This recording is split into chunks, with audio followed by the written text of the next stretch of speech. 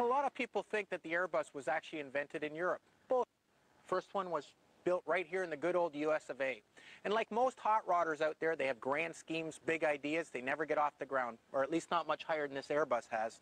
Well, what's more dangerous than an American with a grand scheme and a bit of money?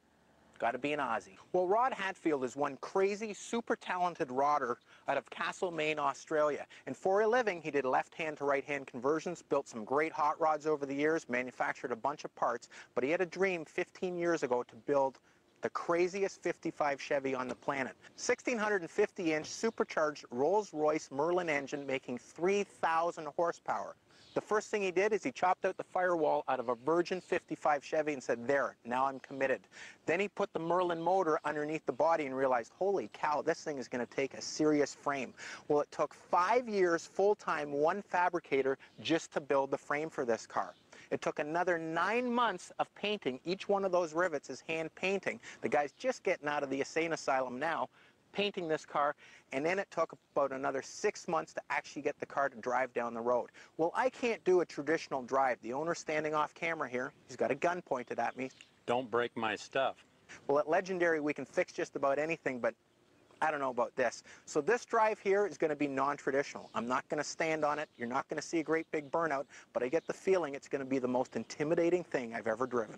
Well, here's the start procedure, and it's like starting a plane, so hopefully I don't screw this up. First, we have to turn on the main battery switch. Then we drop down and we open up the oil tank. The next thing we have to do is turn on the fuel and the ignition. We have to run the magneto switches both up, pull out the fuel mixture all the way out, and at the same time I'm going to push the start, the coil boost, and this little button here.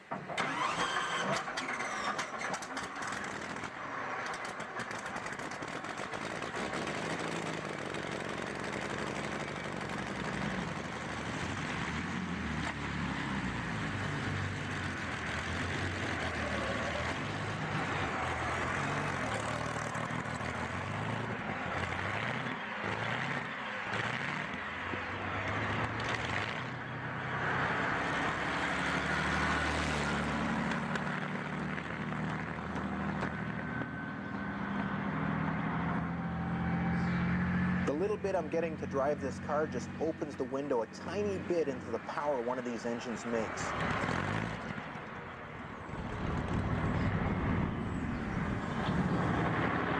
It wants to turn the car over, not just propel it forward.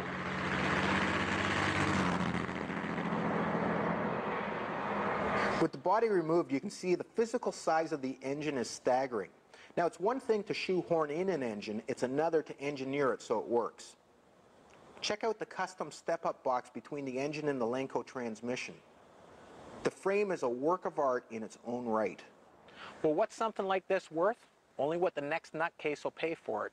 Now, what would it cost to build something like this? Way over $1 million, and I don't even know if you could duplicate it for this. The quality of this car is unbelievable. The outrageousness of this car, I don't think you're ever going to see again.